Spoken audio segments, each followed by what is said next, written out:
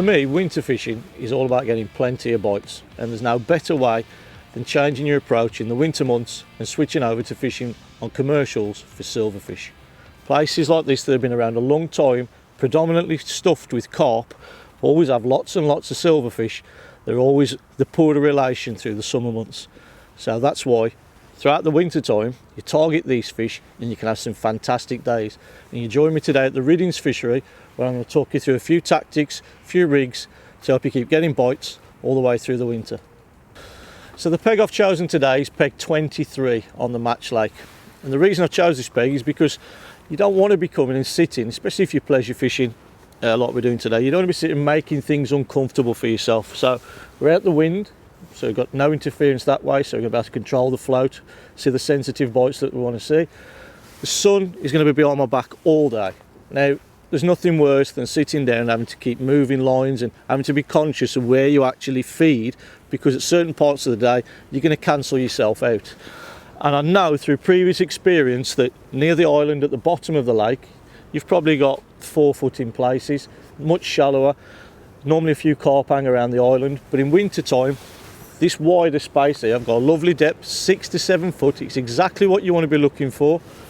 Like I say, there's just a little bit of a ripple, the wind's not affecting me too much, so I'll see all the sensitive bites, and the carp tend to sit right out the way in the deep corner, so hopefully we won't get pestered too much. So that's the sort of thing that you want to be looking for. Get yourself comfortable, settle yourself down, and you can enjoy your day a lot more. I'll now just quickly run you through the baits what I use in the winter months for building weights of silverfish on commercials. Ground bait is allowed on this venue, and pellets aren't, but ground bait is. I'll run you through that shortly, so we'll just have a look what's on the table. I've got dead pinkies. Great little bait for finding fish, put in your ground bait, they lie on the bottom, skimmers seem to hold and hang around, forage around. That's what I want to do, so I'll put them in with my ground bait. My favourite thing, what I always put in my my ground bait this time of year, squats. Again, I think these are a great bait. When your balls of ground bait are breaking down, skimmers come in, they seem to hang around a lot longer and forage around, and they just seem to hold fish a lot longer in your peg. So that'll be, my one line will be a ground bait line. The other line will be a line that I always put in, goes back to my days when we used to fish moorlands in the depths of winter really, and it was just a real neat chop worm line. Put that in. When they settle over that, that can be deadly. So I've got 2 approaches that I can work with. And then the other one, some lovely good quality shells, some of Stevens Tackle's finest. I'll be throwing those, or just catapult them just out my hand about 6 metres, where it just drops off over that ledge, what I'm looking for. And I'll build a swim throughout the day, you know, because if you build it up and build it up and build it up, you go on that last hour, just as the light starts to fade, it can be absolutely lifting with big roach and odd skimmers coming. There's even an odd tench in this lake as well, so hopefully we can get amongst those. But like I say, a nice quality caster. So I've got 3 lines, so I'll be looking at like 13 metres, 2 o'clock, 10 o'clock, and 6 to 7 metres out my hand. We also got the old favourite, the housewife's choice, the humble maggot. And that's it really. We're going to rotate, see which lines are working. We can adapt. If we think it needs a bit of ground bait moving on to another line, we can switch things about, change the way we feed things, but we'll have a look at that when we start fishing. So I spoke about I'll be using ground bait today, and one of the things that you really need to be careful of when you're fishing on commercial fish, especially because there's lots of carp, is the mix that you use.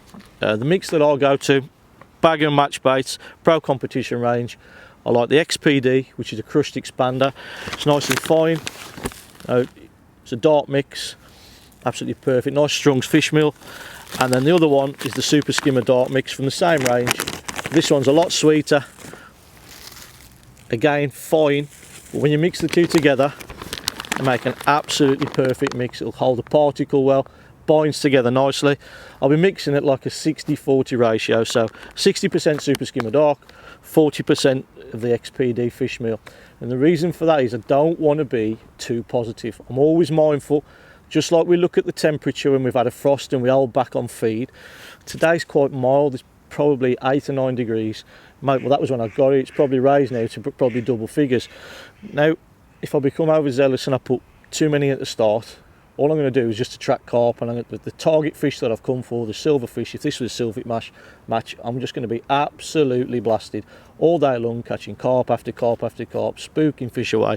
So 60-40, sweet to the fish meal.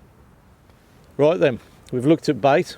Now let's have a look at the rigs and the terminal tackle, the old weapons of choice for the day, as we like to call them. All of my rigs, main line, are tied up to Super G power line. Absolutely brilliant for this sort of fishing. 014 on all of the rigs as the main line. Hook lengths are 010, tied to Super Soft. Great little line for tying hook lengths. Pulls a lovely knot, doesn't mark up, nice and supple, strung. The elastics I'll be using today in the kits that I've got two set up with 1.5 4-6 fight eye stretch, and the favourite one that I use at this time of year is the 1.2 2.4. Brilliant elastic for this game. You want elastic that's going to hook a fish, the fish will clear from the swim, and you're going to bring it out nice and steady back on your roller without disturbing any of the fish. Let them carry on feeding, so there's another one waiting for when you get back. One thing I will say is, because the temperature is around about, like I've said, 8 to 10 degrees today, this really does work well. But if the temperature was getting close to your minuses or your 0 degrees, where it ain't going to work as well at all, hollow elastics in the depths of winter when it's really cold and you're breaking ice do not work the same. They do not go back in your pole, they hang out loose, so they stop working as effectively as they used to. That's when I switch over to that one, a 1mm number 6 Gobelino solid elastic. I've got that in the other kits, but like I said today, it's nice and mild, absolutely perfect for using the hollow elastic. Now let's have a quick look at the floats.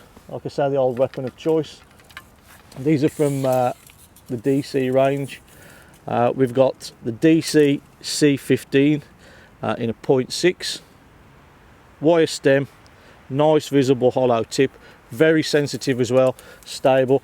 I'm fishing this with a little strung out bulk and then 3 number 10s droppers, set quite low on the rig because I want this is going to be used for over on the worm line on my ground bait lines. This is so that everything's going down dead fast and getting into the area where, like a strike zone or a kill zone as some like to call it, that is exactly where I want the fish to be. That's where I'm going to be catching, so there's no point faffing around up here with all strung out shot. I'm getting the rig down amongst the fish, looking for bites quickly. I've got a lighter rig just on that line if I feel I need to well, as I call faff about and try and find fish, which I'll string out a little bit further up if that isn't working, but I think that'll be the rig for the session, to be honest, so I can find and range these fish throughout the session. On my shorter line, where I fish my casters and throw casters out my hand, I've got the DC, it's a lovely little float to be honest with you, a DC 32, well C32 in a 0.4. Again, that's just a strung out shotting pattern, but that's going to be fishing a caster through the water. Just on that 6 to 7 metre line there, I've got around about 6 foot.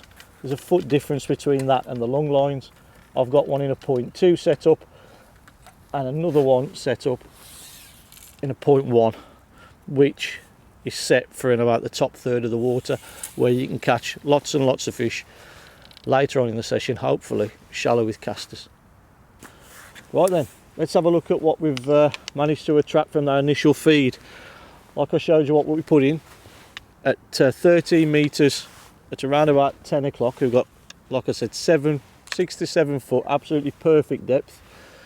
That's the line where we fed the loose worm and just bits of ground bait dust. So it's like a little, sort of like a worm bomb. It goes through the water, creates a nice cloud and a lovely carpet of particles that's in a nice little spread area. So we're not concentrating fishing, just a little tiny little area, just kinder potting and creating lots of lines. And if you've got a nice area for fish to come in and graze and pick up fish, and that's the one line that I always like to start on, because it's loose particles, we've given them a little bit of cloud, so we can initially drag fish in straight away.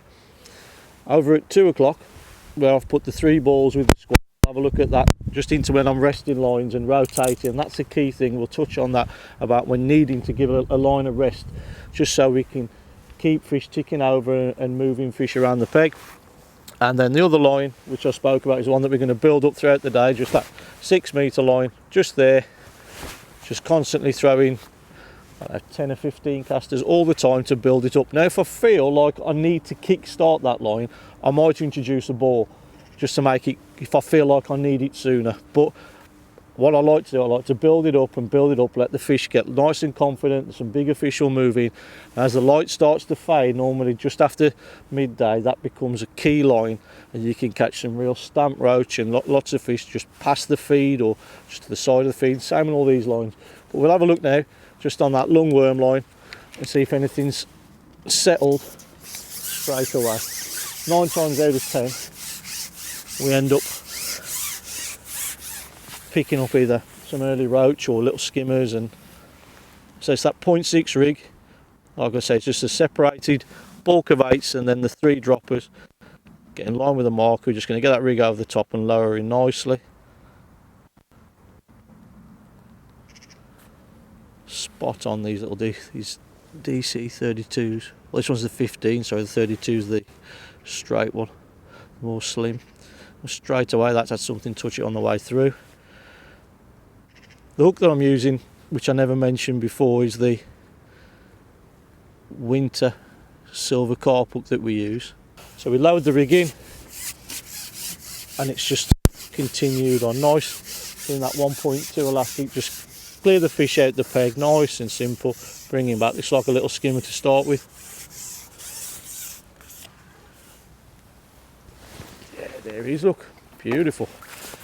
And these are a deceiving fish because, what's he, 6 ounce? But you think you ain't, by the time you finished your session you think, oh, I've just had a few skimmers. But they're dumpy little weight builders, and if you're banging these in all day, at the end of it you normally get a nice surprise and think, oh, I've got 10 or 15 pound more than I actually thought here. That's just taking a nice little worm head. The good thing about that method, with, like I spoke about before, I've done it for years, going back to when we used to fish Morelands Farm in winter and put a few pinkies in with it, and it always seems to work and hold fish, and it can be deadly. Something that I've always done on commercials, and it's a, like I say, it's a nice base that you can introduce other hook baits over the top, be a caster, be a bigger piece of worm, dead maggots, just everything that's on the table, just working through the changes just to keep fish ticking over and dropping more fish in the net. And that's what winter fishing for me is all about. And these old style commercials have been around a long time with all these skimmers and roach and everything. They've been, like I say, the poor relations have been feasting on corn and meat and casters and ground bait and everything, being bullied about for carp for all them months when they've been active. Now the carp have calmed down, it's their time to feed. You can have some fantastic days. Another little indication.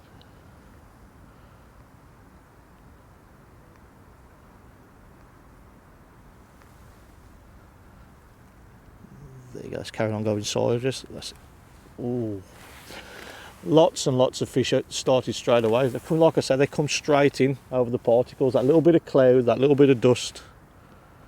Ain't all got to be cleaned and pristine worm. Just goes in, creates that little bit of a mud and ground bait mixed together. Drags fish into the peg.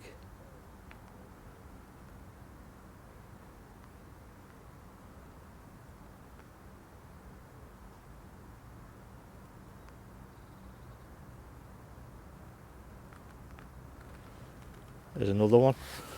Just waited that little bit longer then for bites. That's another key thing when you're fishing for silverfish, especially skimmers. Give them that little bit longer. You're not striking like you're going after F1s or carp and little fast bites that way. Just give them a couple of seconds before you lift up. Let them properly take it. Let them have it. Oh, a little hybrid that was. Oof. Bit of worm turn back. Right then. We've had a nice run of fish on that line, probably 8, 7, 8, 9 pounds, something like that. But I noticed it started to slow up. These little roach and things have moved in. So we'll have a look now, see, we'll top it up, and have a look, see what's moved in over the 3 balls of ground bait with the squats and bits of pinkies what we put in. still feeding the casters, so we've got that as an option. But that's been a nice little productive spell, so we're going to top it up. Same as before, we're just going to chop up some worms.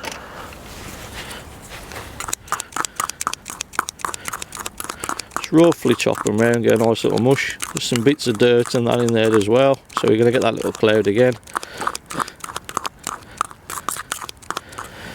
And just introduce a tiny little bit of ground bait. Just going to give it a little stir up so we're creating a little bit more of a cloud. There we go. Spot on. And drop this back over the top. Let some skimmers hopefully and roach will settle back down over the top. But it is a really effective method. As you've seen, we've picked up skimmers. It just pays just to top them up, rotate.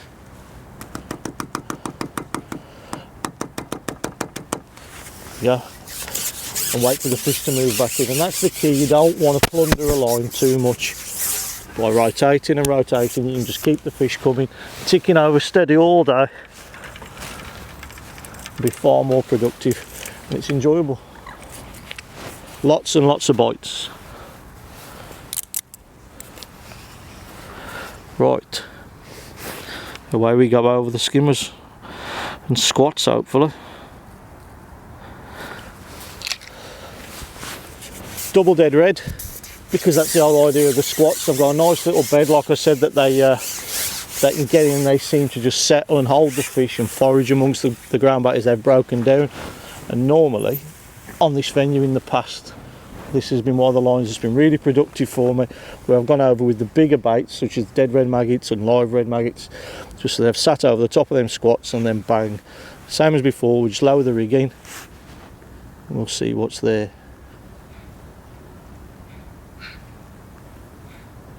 Fish just chopped the back of it. There was a bite straight away.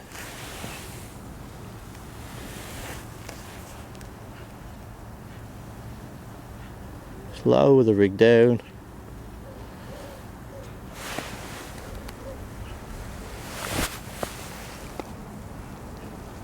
By introducing bait in 3 different ways, so we've got the worms, we've got the ground bait, and we've got the casters constantly going on the short line.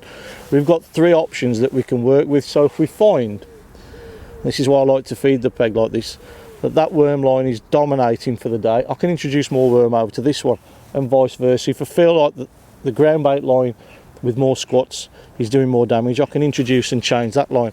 No, there's no given right or wrong way on any particular occasion, be it temperatures or we've had a lot of rain, or it will always be different. But by working between 3 different sorts of bait, and there's lots of other things we can do, but these are just 3 things that are dead simple and a dead easy way to keep putting fish in the net. Just keep rotating around, and it's trial and error. Some days it can just be absolutely solid, just bang bang bang, one after the other, and whatever you do it's right.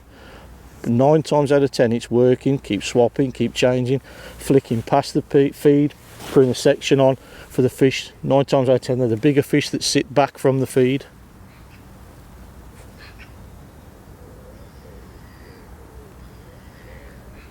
All to keep putting fish in the net. Well, we've just had a nice little productive spell. We caught some real good stamp skimmers over the chop worm line. There's actually bubbles still pinging up over that now. We've rested it. That line was a lot slower. The ground bait with the squats surprised me really how mild it's been. I was expecting that to be a real banker. We've picked up some better quality skimmers, but we've had to wait a lot longer. So because that line's been more productive, that's what I talk about when I said that it's best to have just different lines where you can help sort things out, because there's no right or wrong way on any given day. It can be different. So I've now introduced a bit of worm onto that line to try and kick start that one off. But the line that we've fed all day, just with casters like 6 to 7 metres, which normally, like I said, as the light starts to dim after lunchtime, can be a real productive line catching roach and odd better fish. Just gonna have a look over that. It's a nice busy way of fishing, and just while the other lines settle back down before we go back and look for some better stamp skimmers again. So just keep throwing a few casters, hopefully pick up some roach. There's one straight away. like you've been waiting, but these fish just build up. Just you keep constantly just throwing and throwing and throwing, so they get, for me, the constant clatter of casters on the surface. Lovely little stamp. I see 3 ounce. Lovely to build a weight with. You know, when they drop back into the net, they give you a little thud, a little plop, and you know they're of a quality stamp. And it's quite easy, especially at fishing at such short range, to boost that weight what you've already put with your quality fish. That's why it's an important line to keep feeding. You might notice that this is a better fish, looks like a skimmer, so there's bigger fish moved in. So like I said, this line can be devastating. You can really knock a weight up in really no time at all. You might notice I'm using puller kits or side pullers for silverfish fishing, and I've been asked in the past why I'm still using puller kits, and I said, well, they still offer me that element of control when I'm on a commercial lake. At the end of the day, there is a chance that at some point I will hook a carp, and with the puller kit I'm going to get in quicker, I'm going to be fishing again straight away, and I'm ultimately remaining in control of everything, instead of having elastic that's just on a fixed bung and it's streaming off and it's all around the peg and I've got sections everywhere and I'm grabbing elastic. I've still got everything where I'm in control of everything. I can pull that back, net the carp, job done, we're back out catching the fish we want to catch.